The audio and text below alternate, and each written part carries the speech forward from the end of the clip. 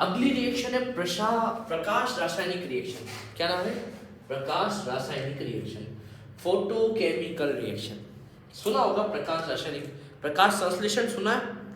उसी की तरह एक रिएक्शन। देखो पढ़ो क्या रिएक्शन का मतलब क्या है। जिन अभिक्रियाओं में प्रकाश का अवशोषण होता है, लाइन लिख लो, देखो प्रकाश का अवशोषण हो रहा है, यानी प्रकाश का यूज हो रहा है, और प्रकाश रासायनिक अभिक्रिया कहलाती है। ऐसी अभिक्रियाएं जिनमें प्रकाश का यूज हो रहा है, बिना प्रकाश के वो अभिक्रिया हो ही नहीं सकती, उन अभिक्रियाओं को क्या कहते हैं? प्रकाश रासायनिक अभिक्रियाएं।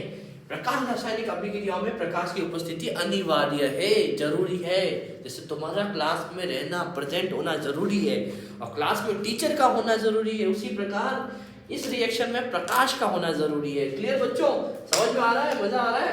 चलो अब एक रिएक्शन देखते हैं। CO2 कार्बन डाइऑक्साइड की रिएक्शन जल के साथ करा दी जाए और सूर्य के प्रकाश में ये रिएक्शन हो रही है। बता, पर्णहरित के अंदर हो रही है। किसमें हो रही है? पर्णहरित के अंदर, यानी कि पेड़ की पत्ती के अंदर रिएक्शन हो रही है। भोजन बनाने की प्रक्रिया है। अब बनता क्या है? ग्लूकोज बनता है, C6H12O6 प्लस ऑक्सीजन गैस बनती है। और ऑक्सीजन किसके काम आती है? अपन के काम आती है। अपनी छोड़ी हुई कार्बन डाइऑक्साइड से ये फूड बना रहे हैं। जो प्लांट है अपनी छोड़ी हुई कार्बन डाइऑक्साइड जो अपन श्वसन के टाइम निकालते हैं ना बाहर, उस कार्बन डाइऑक्साइड को जल को मिक्स करके क्या बना रहे हैं? खाना बना रहे हैं। और क्या बना रहे हैं? सबसे बड़ी बात है ऑक्सीजन बना रहे हैं। ऑक्सीजन अपने काम आएगी। किसके काम आएगी बेटो? अपने काम आएगी। ठीक है, तभी कहते हैं पेड़ नहीं तो कुछ नहीं, जल ही जीवन है, और पेड़ नहीं तो कुछ नहीं। तो जल बचाओ और पेड़ भी बचाओ। जल बचाओगे तो इनके काम आएगा, पेड़ बचाओगे तो अपने काम आएंगे। फिर बच्चों आगे देखो, इसको संतुलित करते देखो, इस रिएक्शन को संतुलित बैलेंस करते हैं। कैसे करेंगे बैलेंस? अब देखो C6 है, इधर H12 है, इधर तो 2 ही है, इधर 1 ही है। ठीक है, इधर ऑक्सीजन भाई साहब 6, इधर तो 2 और 3। तो मैं क्या करूं बच्चों? मैं इधर पलड़ा भारी करूं? इधर चले ऑक्सीजन की बात करते हैं। चलो ऑक्सीजन कितने हैं? 6 हैं। तो मैं इधर क्या कर दूं? इधर तो 2 लगा दूं। चलो कितने हुए? तब भी देखो कार्बन को सेट करो, पहले कार्बन सेट करो। उधर 6, इधर 1, तो 6 लगा दो कार्बन। ठीक है, क्लियर? 6 कार्बन हुए तो कितने हो गए? इधर 6, इधर ऑक्सीजन कितने हुए? 12 और 1 13। 13 ऑक्सीजन, 13 ऑक्सीजन हो गए। 6 और 2 8, 13 करना है अभी। ठीक है, अगर मैं इस ऑक्सीजन के आगे 6 लगा दूं, 12 और 6 18। अच्छा 6 इधर लगा दिए मैंने, कितने हुए? अगर मैं इधर 6 लगा दूं, और देखो अरे मार्कर चेंज हो गया ना, मार्कर गड़बड़ कर दिया। रुको 1 मिनट, मार्कर चेंज कर दिया।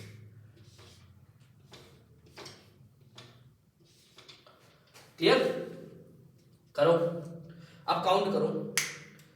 6 कार्बन उधर, 6 कार्बन उधर, 6 6 2 12, 12 और 6 18, 6 और 6 सॉरी 12 और 6 18। हाइड्रोजन की लो 6 और 2 12। क्लियर? रिएक्शन संतुलित हुई? समझ में आई बात? क्लियर? क्लियर? यहां तक अपन लोगों ने 5 और 6 रिएक्शन पढ़नी है कंफर्म। ठीक है, तो यहां कोई दिक्कत आनी नहीं चाहिए मुझे लगता है। हाँ स्टूडेंट्स, अगली रिएक्शन है हमारे पास विस्थापन अभिक्रिया। कौन सी अभिक्रिया है भाई साहब? विस्थापन अभिक्रिया। नाम से पता पड़ा है, विस्थापन यानी विस्थापित करना, किसी ना किसी को उसकी जगह से हटाकर आप उसकी जगह बैठ जाओ। क्लियर? जैसे क्लास में नहीं बैठते, क्या है यार भाई तू इधर बैठ जा, मुझे इधर बैठ जाने दे। ठीक है, कंपनी कभी कभी आप चेंज कर लेते हो अपने फ्रेंड्स के साथ, तो वैसे ही विस्थापन है। ठीक है, डिप्लेसमेंट रिएक्शन। क्लियर? इसमें क्या लिखा हुआ देखो पढ़ो। ऐसी अभिक्रिया जिसमें कोई यौगिक के अणु किसी एक परमाणु अथवा समूह के साथ कोई दूसरा परमाणु या समूह आ जाए, यानी कि यौगिक है, यानी सीधी सी बात है कि कंपाउंड है, और कंपाउंड में क्या है? किसी और परमाणु साथ उसका एक पार्ट चला जाए। ठीक है, एक पार्ट उसके पास चला जाए, इसे हम कहते हैं विस्थापन रिएक्शन। अगर एग्जांपल देखें, जैसे कि Zn एक तत्व है, परमाणु है सॉलिड स्टेट में, और ये रिएक्शन करता है यौगिक से जो कि CuSO4। ठीक है, ये कॉपर सल्फेट है, नीला तोता। इसको एक अपनी लोकल भाषा में क्या बोलते हैं? नीला तोता। ठीक है, इसका रंग नीला होता है, इसलिए कॉपर सल्फेट जो है, इससे रिएक्शन अगर कराई जाए तो हम देखते हैं कि इसके अंदर ये चीज तो है पॉजिटिव, ये चीज है नेगेटिव। कॉपर जो है वो तो है आपका पॉजिटिव, और ये है आपका नेगेटिव। क्लियर? ये कॉपर सल्फेट से जब रिएक्शन होगी तो ये Zn जो है ये सल्फेट से जुड़ जाएगा। ये किससे जुड़ जाएगा? सल्फेट से। तो क्या बना देगा? Zinc sulphate. क्या बन जाएगा बेटा? Zinc sulphate. ठीक है, देखो ये यहाँ बन गया। हमने क्या किया कि इसका जो परमाणु था इसके अंदर यौगिक को तोड़कर उसके नेगेटिव पार्ट से इसको जोड़ दिया, विस्थापित कर दिया। सल्फेट को कॉपर की जगह जिंक के साथ जोड़ के हमने विस्थापित कर दिया और जिंक सल्फेट बना दिया। और साथ में क्या बना? Cu कॉपर सॉलिड बना। क्या बना? कॉपर सॉलिड बन गया। क्लियर? तो एक रिएक्शन देख लो, Zn सॉलिड था और उसके बाद हमने क्या किया? कॉपर सल्फेट साथ कराई रिएक्शन। कॉपर सल्फेट साथ क्या कराई? रिएक्शन। और जिंक सल्फेट बना दिया और कॉपर बना दिया। क्लियर? इसके बाद बात करते हैं दूसरी रिएक्शन हमारे सामने आती है, द्विविस्थापन रिएक्शन।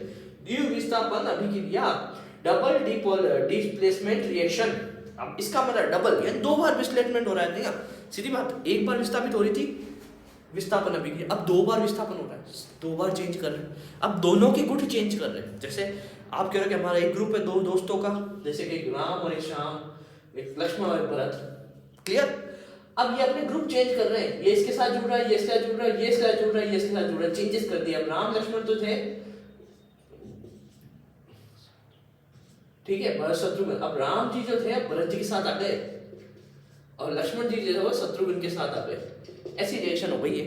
ठीक है, ऐसी रिएक्शन हो गई, द्विविस्थापन रिएक्शन कहते हैं। अब देखो, वे अभिक्रियाएं जिनमें अभिकारकों के बीच आयनों का आदान प्रदान होता है।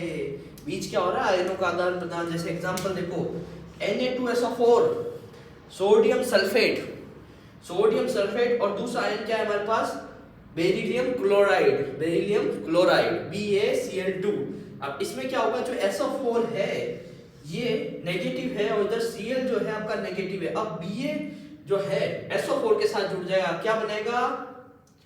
बताओ बच्चों, क्या बनाएगा? अरे यार, रिएक्शन गलत लिखी हुई है। ठीक है, रिएक्शन गलत लिखी हुई है, एक मिनट, यहाँ गलत हो गई, रिएक्शन गलत है।